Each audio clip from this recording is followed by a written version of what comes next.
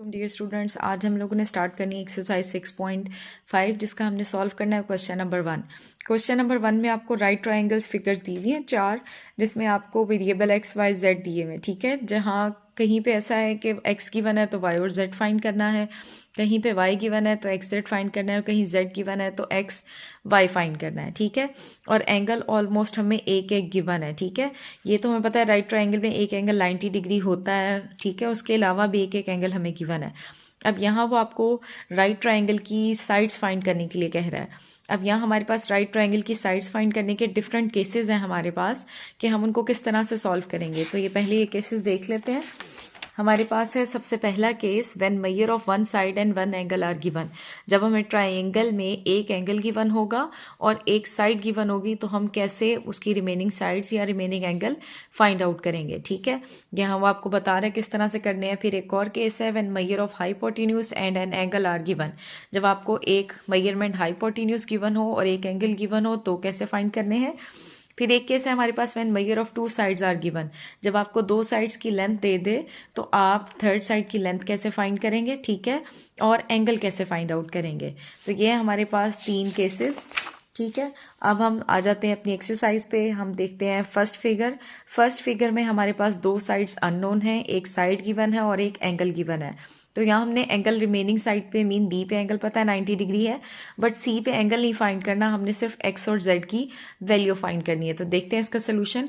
जी, ये हमें right triangle दी हुई है, इसमें एक्स और जेड अननोन है। अगर आप राइट ट्राइंगल के अकॉर्डिंग देखें तो ये हमारे पास एंगल अगर हम ए पे लें तो ये हमारी बेस है, ये परपेंडिकुलर और ये हाइपोटेन्यूज।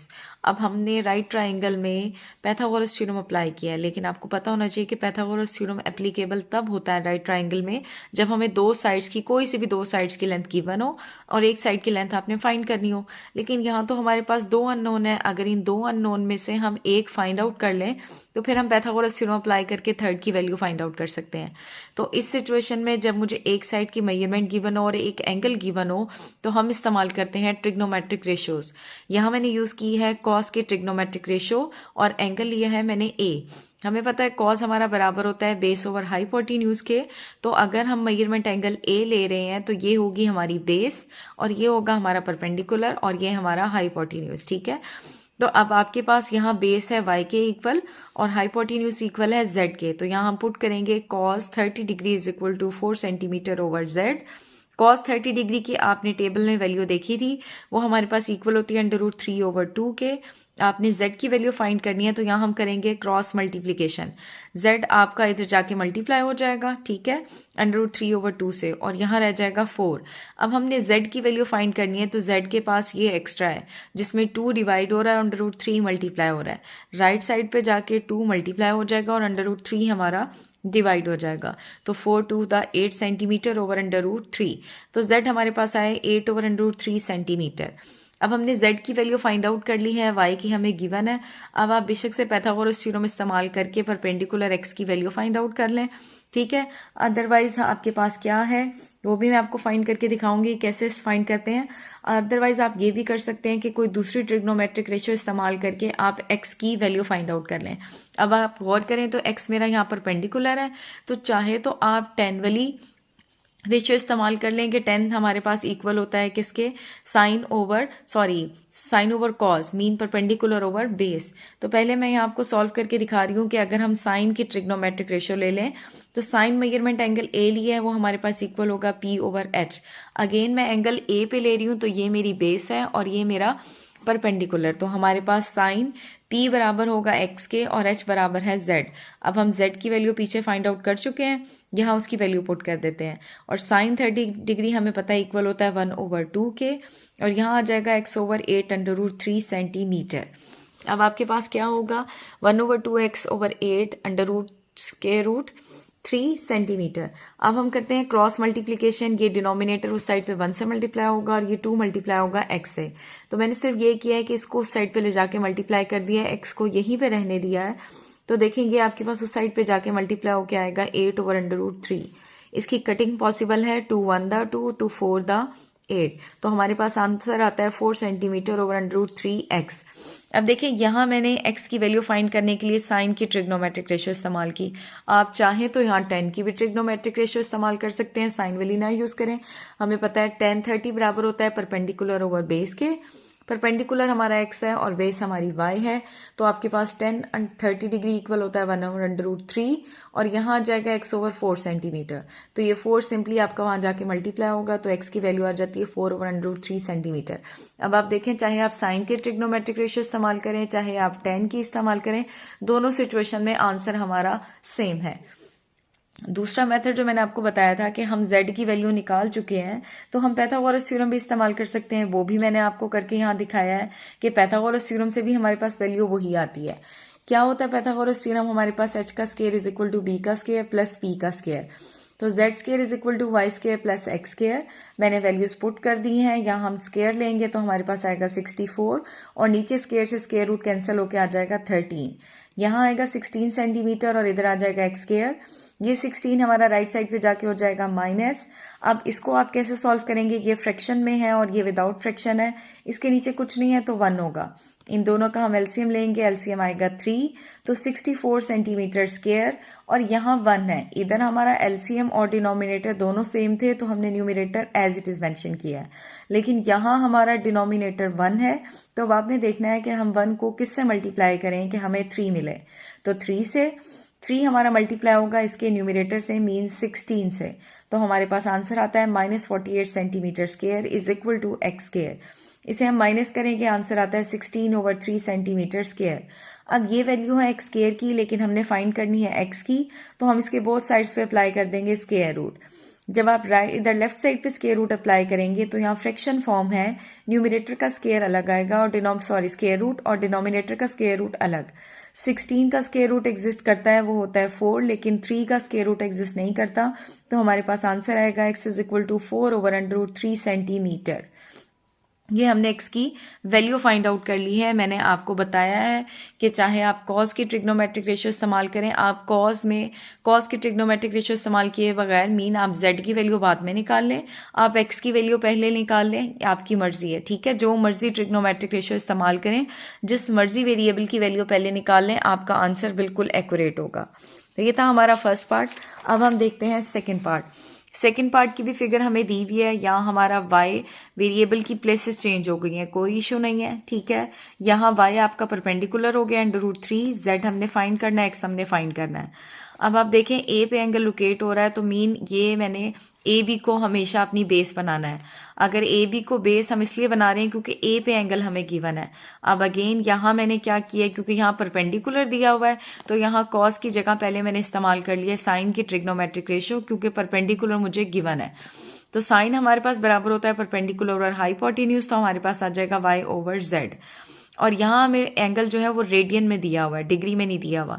तो आपको पता होना चाहिए कि π/4 जो रेडियन में है, ये हमारा डिग्री में इक्वल होता है 45 डिग्री के। तो साइन 45 डिग्री की वैल्यू होती है 1/√2। y की वैल्यू हमने पुट कर दी √3 ओवर z सेंटीमीटर। यहाँ हम अगेन करेंगे क्रॉस मल्टीप्लीकेशन, z आपका मल्टीप्लाई होगा 1 से और √2 मल्टीप्लाई हो जाएगा √3 से, तो दोनों पे अंडर है। हम इसको एक ही अंडर में कन्वर्ट करके आंसर निकाल लेते हैं √6 सेंटीमीटर। अब ये मैंने z की वैल्यू फाइंड आउट कर लिया। अब हम cos की ट्रिग्नोमेट्रिक रेशियो इस्तेमाल कर लेते हैं। आप चाह रहे हैं cos की ट्रिग्नोमेट्रिक रेशियो इस्तेमाल करना, तो cos की कर लें, क्योंकि अब हमने बेस फाइंड करनी है। अगर आप cos की नहीं इस्तेमाल करना चाह रहे तो आप tan की रेशियो इस्तेमाल कर लें, क्योंकि परपेंडिकुलर ओवर बेस होता है, परपेंडिकुलर हमें गिवन है। अगर आपने ट्रिग्नोमेट्रिक रेशियो इस्तेमाल नहीं करनी तो आप यहाँ पाइथागोरस थ्योरम भी इस्तेमाल कर सकते हैं, क्योंकि अब मुझे h भी गिवन है और मुझे परपेंडिकुलर भी गिवन है, अननोन है हमारी बेस। तो चाहे तो आप पाइथागोरस थ्योरम इस्तेमाल करके बेस फाइंड कर लें, चाहे आप ट्रिग्नोमेट्रिक रेशियो इस्तेमाल करके फाइंड कर लें, ठीक है। तो मैंने यहाँ इस्तेमाल की है कॉस की ट्रिग्नोमेट्रिक रेशियो, जो कि इक्वल होती है बेस ओवर h। हमने एंगल लिया है a पे π/4, b की हमारे पास इक्वल है x और h हमारे पास इक्वल है z। तो cos 45 डिग्री हमारे पास होता है 1/√2 x एज इट इज, और हमारे पास h की वैल्यू आ गई है 6 सेंटीमीटर। अगेन हम क्या करते हैं, ये जो 6 है ये आपका यहाँ डिवाइड हो रहा है, उधर जाके क्या हो जाएगा मल्टीप्लाई, तो मैं इसको वहाँ ले जाती हूँ क्योंकि मैंने x की वैल्यू फाइंड करनी है। तो हमारे पास आंसर आता है √6/√2। अगेन न्यूमरेटर और डिनोमिनेटर दोनों पे अंडर है, तो मैं इसे ओवरऑल एक अंडर में कन्वर्ट कर लेती हूँ, तो हमारे पास आएगा 6/2। इसकी कटिंग पॉसिबल है, 2 1 द 2, 2 3 द 6, तो x की वैल्यू हमारे पास आ जाती है √3 सेंटीमीटर। ये हमारा सेकेंड पार्ट कंप्लीट हो गया। अब हम देखते हैं अपनी third figure. Again third figure भी आपको वैसे ही दी हुई है जैसे सेकंड फिगर थी कि परपेंडिकुलर हमारा y है, बेस हमारी x है और z हमारा 2 सेंटीमीटर। लेकिन यहाँ अब हमें हाइपोटेन्यूज गिवन है, ठीक है। तो अब हाइपोटेन्यूज के साथ आपकी मर्जी है, चाहे आप साइन की ट्रिग्नोमेट्रिक रेशियो इस्तेमाल करें चाहे कॉस की।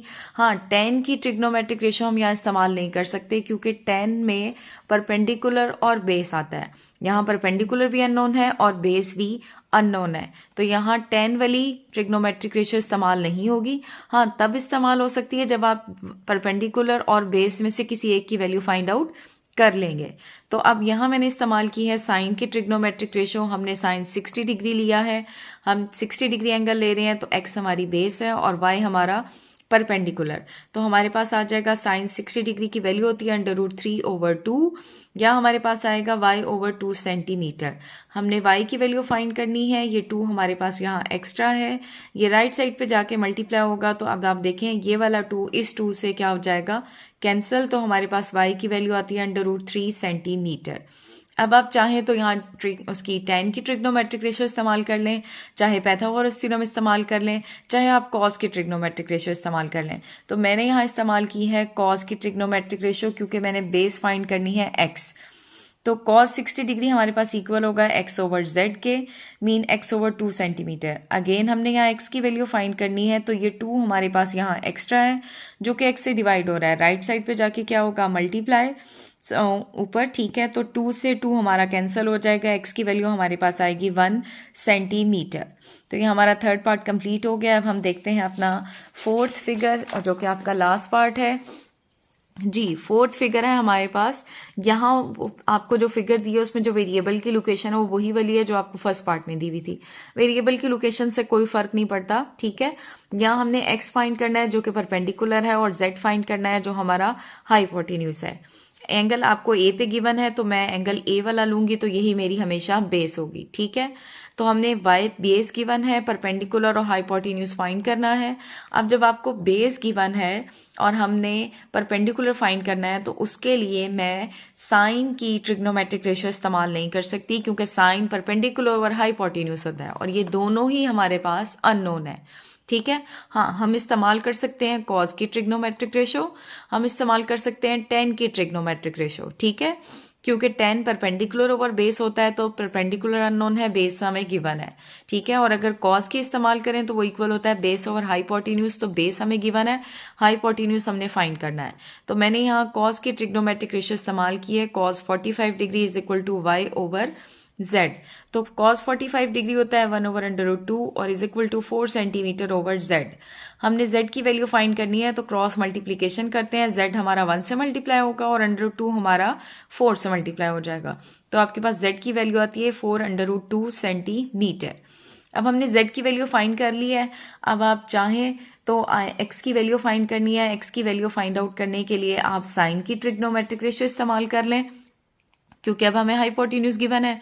चाहे आप tan की ट्रिग्नोमेट्रिक रेशियो इस्तेमाल कर लें, चाहे आप पैथागोरस थ्योरम इस्तेमाल कर लें, सारी सिचुएशन में आंसर आपका सेम आएगा। मैंने यहाँ इस्तेमाल की है साइन की trigonometric ratio, mean sine 45 degree जो कि इक्वल है x/z। x as it is हमने z की वैल्यू पुट कर दी है 4/2 सेंटीमीटर। अगेन हमने किसकी वैल्यू फाइंड करनी है, x की, तो हमारे पास ये डिनोमिनेटर एक्स्ट्रा है जो उस साइड पे जाके क्या होगा मल्टीप्लाई, तो हमारे पास आता है 4/2 सेंटीमीटर डिवाइडेड बाय √2। अब ये √2 से √2 हमारा हो जाएगा कैंसिल, तो x हमारे पास इज इक्वल टू आ जाएगा 4 सेंटीमीटर। तो ये था हमारे पास एक्सरसाइज 6.5 में क्वेश्चन नंबर 1 का last part. Thank you so much, but don't forget to subscribe the channel for more videos.